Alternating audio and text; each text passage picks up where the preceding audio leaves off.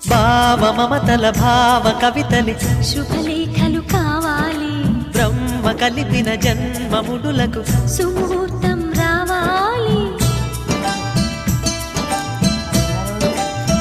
మా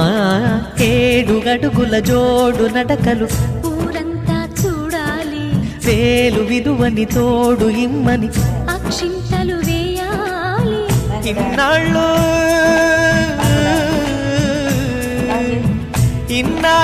ఎదురు చూసే ఆశల రాజ్యంలో